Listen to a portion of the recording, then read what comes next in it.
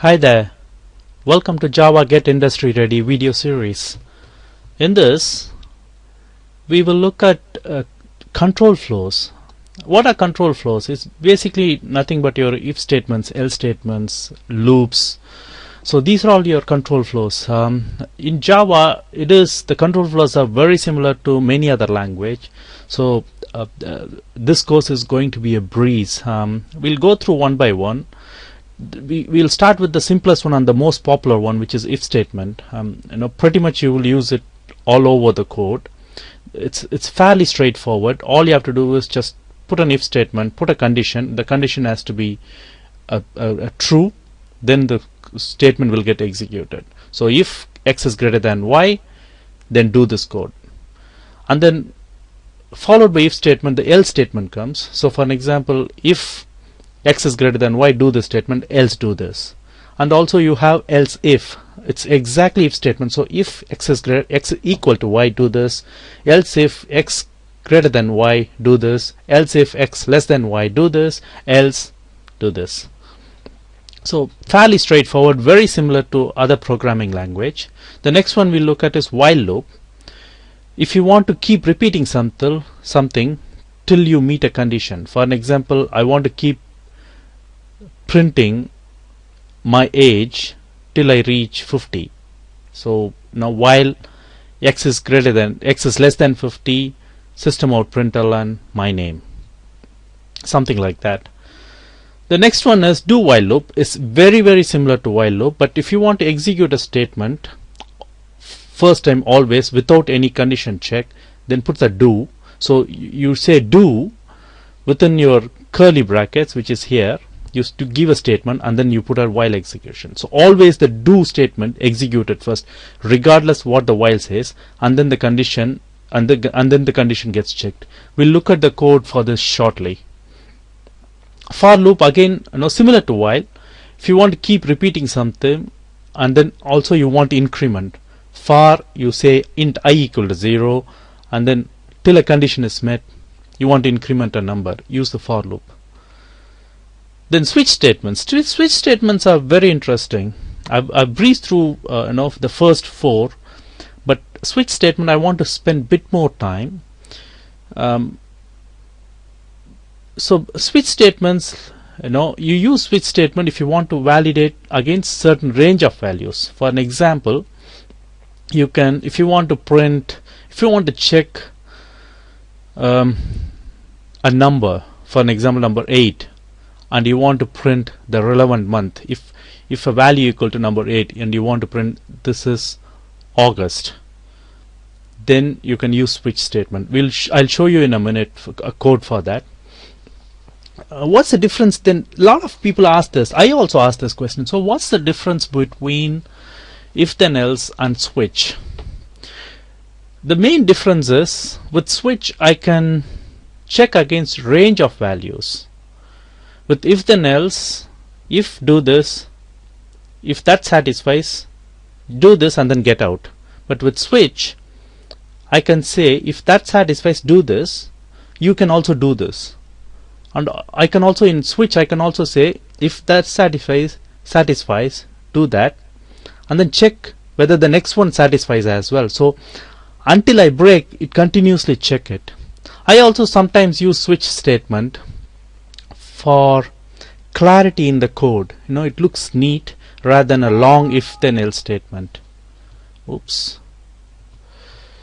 Okay. So we'll go look at the interview question at when we go through the code. So first let's look at simple if then else statement. It's fairly straightforward. For an example, if you look at my if else statement, I put the age as 100 and then say if age equal to 100, I say I've reached 100, send me a happy birthday message. Or I simply say I'm not 100 yet. So if you run the code, it's fairly straightforward. I've reached 100, send me a happy birthday message, because I've got 100 here. So if I put 22, then it'll say I'm not 100 yet. So if you want to include else if statement, all you have to do is just say else if same as before, age equal to, let's say, 50, and then exactly same as your if statement.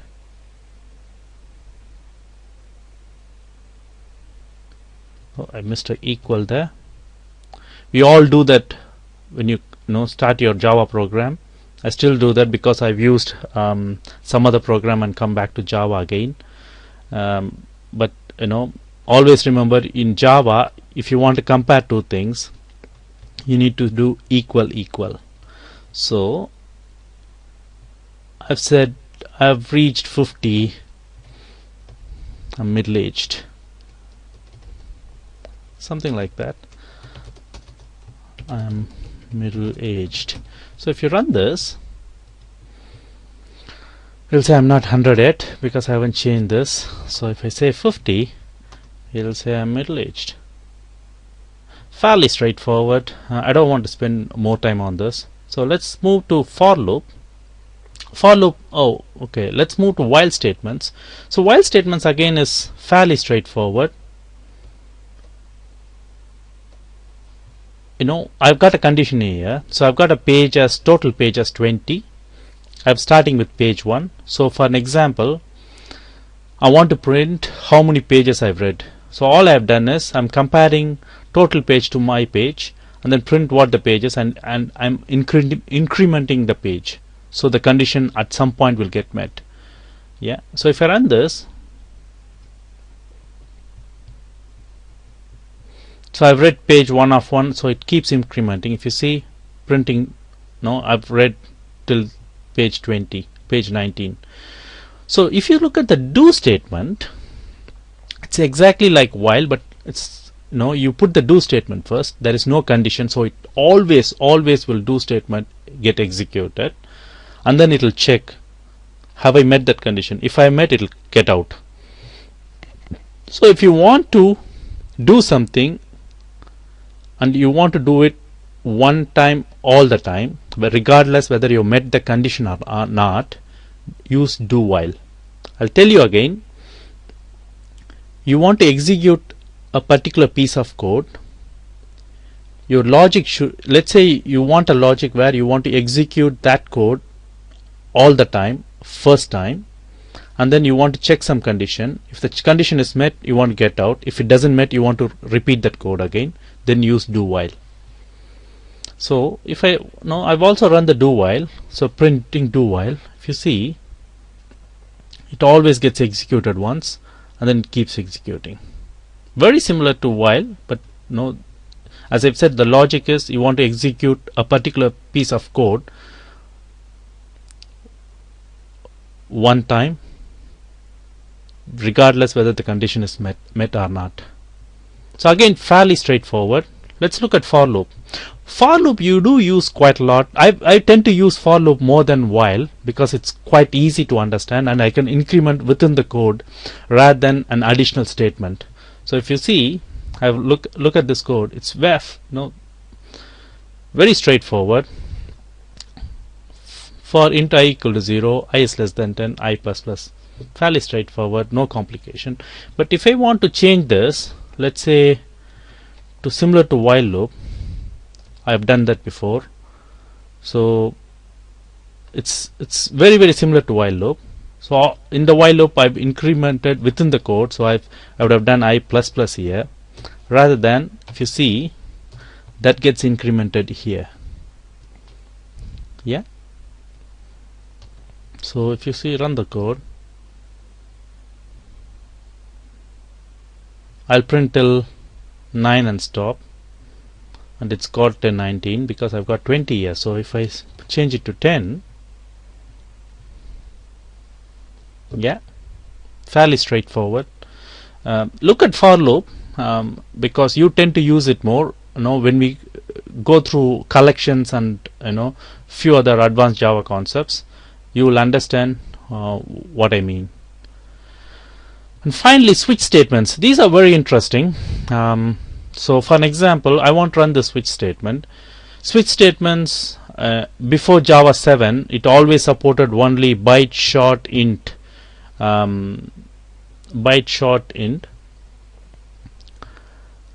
But with after Java 7, it supports string, objects, anything you want. So it could be one of the possible interview question. So all you have to do is put the switch statement. I want to compare what the value is. If the value satisfies, do something. So in this case, do something. If if you run this, so this value satisfies, it says okay, I've satisfied this value, do this statement and break. Break means stop. It's no brainer there. If you break, you stop. But let's see what happens when I remove the break and then run it. Yeah, it doesn't stop. So it checks it, hits this value, it says. So that is a crucial difference in between if else if statement and then switch. For an example, if you take the if else if statement, I check if age equal to 100. Let's say if I change it to 100 and then run this, as soon as it hits that 100, it gets out. Even if it doesn't hit that 100, I can always satisfy only one value. I can always check for one value. With switch statement, I can check for multiple value. For an example, if your logic says if the guy is 40, print his age 20 as well as 40, how will you do this? With if statement, you can still do that. All you have to do is just change it to if again. If age equal to 20, age equal to 40, I've reached 20, I've reached 40. You can still do that with if statement.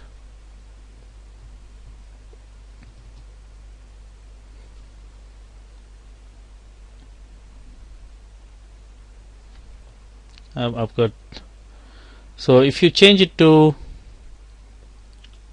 let's say 40, and then you need to change the logic to less than 40 equal to 40. It's slightly convoluted, but you can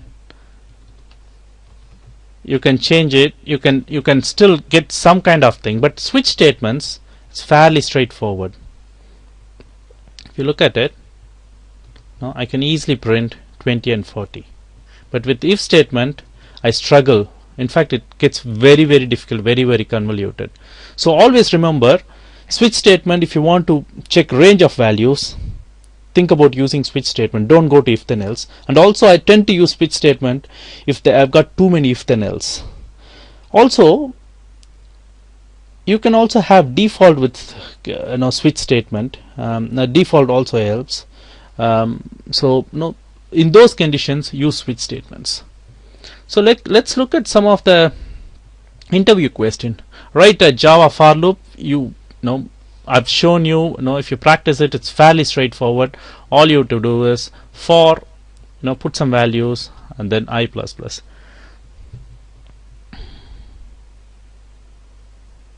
For, all you have to do is initialize the value, check the condition, increment it, and then do your statements. Okay. Another question is, when will you use for and when will you use while? It's a bit tricky. Whatever you can do in for loop, you can do it in while, vice versa. For me, I tend to use for more often because it's neat. While you need to do a bit more, which for can do in shorter code. Again, there is no specific. I can't think of anywhere where you can say, okay, for this particular scenario you have to use for. On this particular scenario you have to use while. Pretty much I can, wherever I use for, I can use while with a bit more coding.